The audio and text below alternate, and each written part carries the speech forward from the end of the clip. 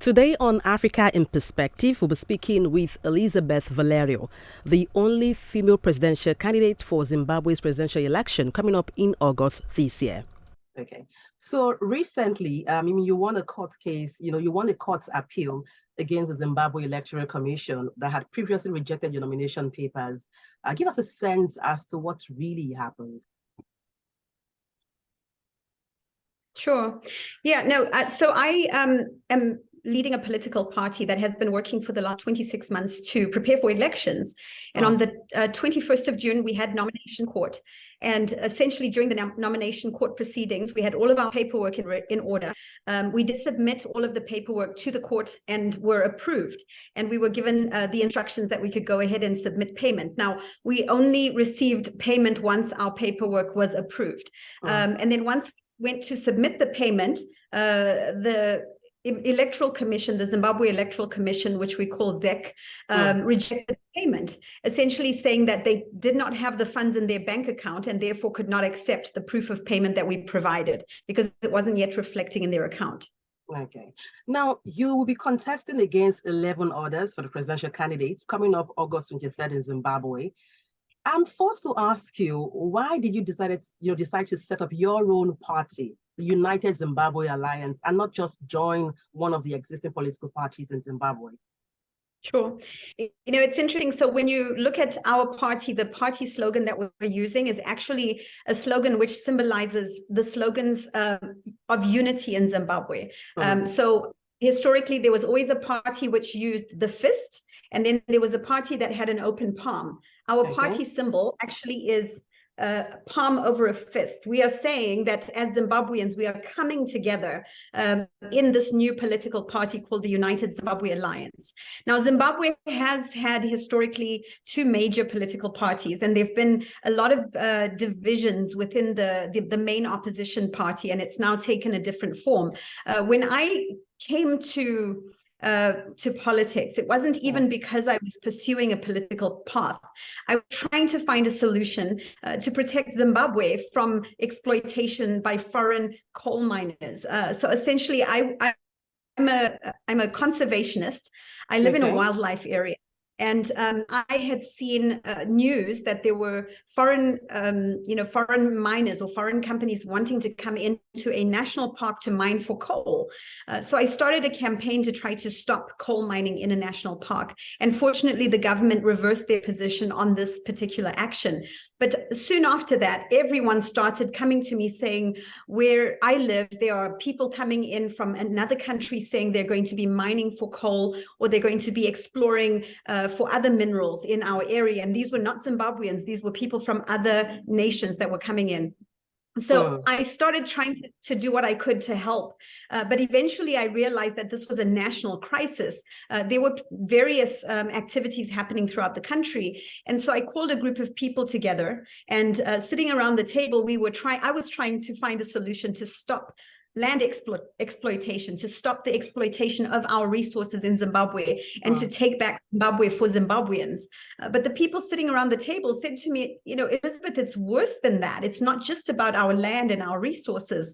There are people right now in Zimbabwe who are not getting an education because the school system doesn't work. Their children going to school who are not getting a decent education. Our healthcare system is not working. It's not functional for the citizens. Many people today in Zimbabwe do not even have the most basic access to clean water or electricity, roads.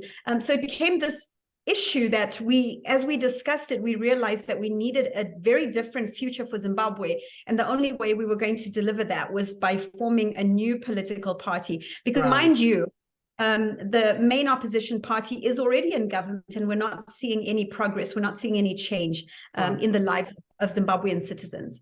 Okay, you've talked about provision of electricity, better education for Zimbabwe. But let me talk about something you responded to the press on, and I'll quote what you said.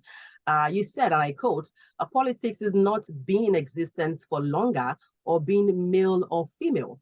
It's about the ideas you're presenting to the electorate. So ideologically, I know I can win. Share with us some of the ideas, apart from education, apart from a provision of electricity and all of that. What other things, ideas are you presenting to the electorate that makes you a better candidate for office as the president of Zimbabwe? Sure. Well, first of all, I believe that I am the most qualified right now on the ballot. I am the one person who can say I've come to politics not having a political background, but having proven myself as someone who is committed to serving the citizens. Historically, I've already been running regional education programs for young people, so science, technology, engineering, and mathematics programs. I've been working on programs that teach teachers how to teach the curriculum, because in Zimbabwe, most of the teachers are not yet adequately equipped to teach these subjects. Already in my region, I have worked and contributed towards, the economy by establishing businesses. I own companies that I've personally developed and established. But beyond all that, I'm a scientist, of course. I've got the academic preparation, but ultimately I lead a political party that has come up with a manifesto, a party manifesto, a document that clearly outlines what the Zimbabwean people want. As I look around right now, I don't see any other political party with a manifesto in the 2023 general elections. But we have taken time to listen to the citizens, to hear what they want, and to articulate those needs in a document that outlines everything in 4 specific aspects. One is on accountability. How are we going to build a government that is accountable to the people? How will we ensure that the judicial system is objective and fair to the citizens? How are we going to manage all aspects of accountability as a government? But in addition to that, we're looking at advancement, making sure our nation can progress economically. We've got a roadmap, a blueprint for that. We've got programs for that we're already working on even before we are in government. We want to bring back the dignity of the people of Zimbabwe. You know, when I travel, people always say to me, "Shame you're from Zimbabwe." I don't want people to feel pity for me anymore for coming from Zimbabwe. I want people to look at us with pride and say, "You are from Africa, you are from Zimbabwe." It is a world-leading nation, and that's what we should be. And then finally, of course, we want to make sure that we are protecting our identity as a nation, our culture, but also at the same time establishing ourselves as part of the global economic community. So figuring out, what we're going to do to ensure that we protect our nation, but at the same time actively participate, in the global marketplace. You've talked about, different and major milestone you have accomplished, but tell me about how has it been like being a female who has risen in Zimbabwe as far as you have? How has it been like being a female, achieving all of these wonderful strides? Sure. I think fortunately for me, I had a woman role model in my life.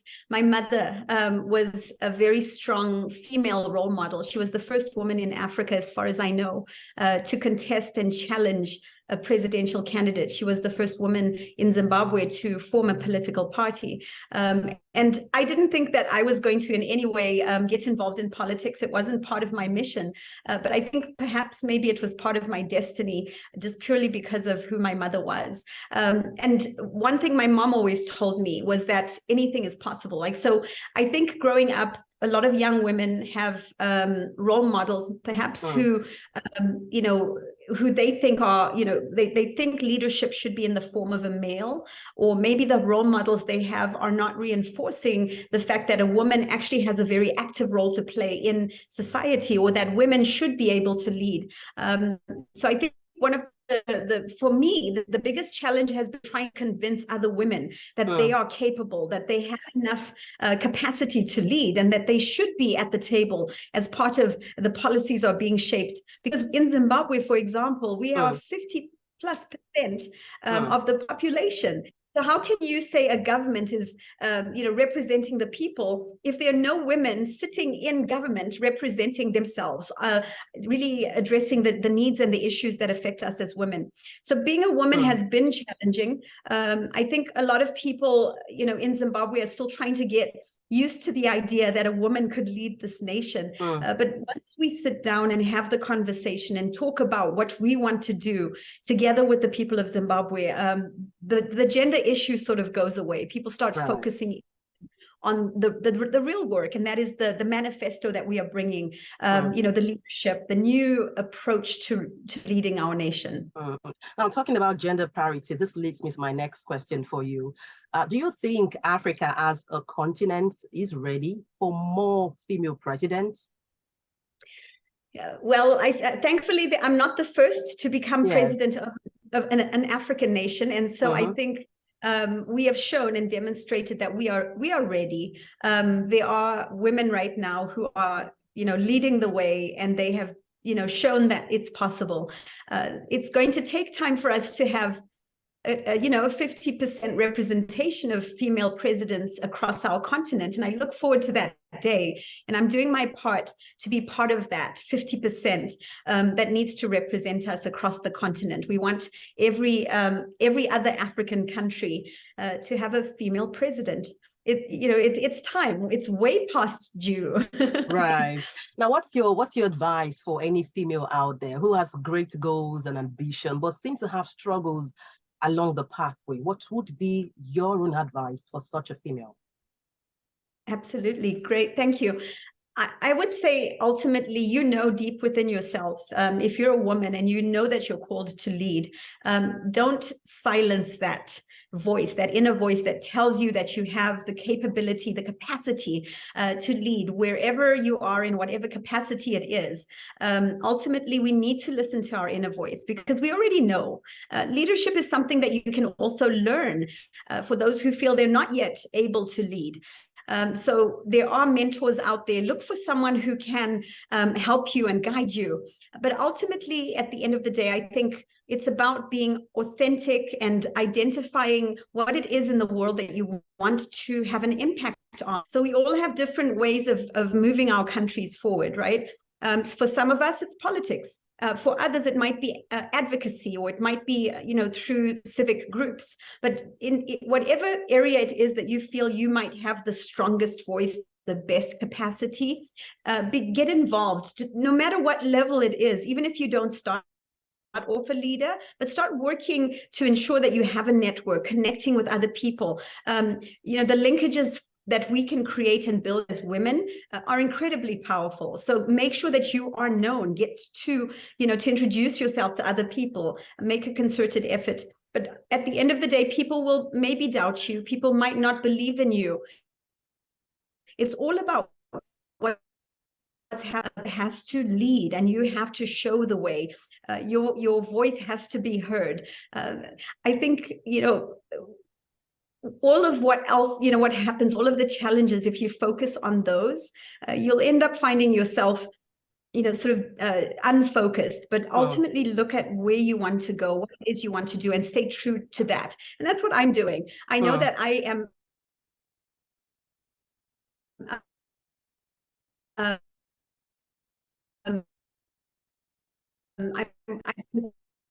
called to treat on annoy the people who try to pull you down. Yes, it's to get strategy focused, have goals, write them down, work towards them, review them, and have people that can hold you accountable. All right. Thank you so much for your time. It's been nice speaking with you, Elisabeth Valerio, presidential candidate for Zimbabwe election coming up August 23rd. Wishing you all the best. I will be sure to keep tabs with you on how things unfold before and after the election. All the best. Thank you so much. Thanks for having me. And that was our guest on today's edition of Africa in Perspective, Elisabeth Valerio, the only female presidential candidate for Zimbabwe's presidential election coming up in August this year, speaking to us about how she won a court appeal against her nomination papers being rejected by the Electoral Commission in Zimbabwe, and also a rise to power as a female in Zimbabwe.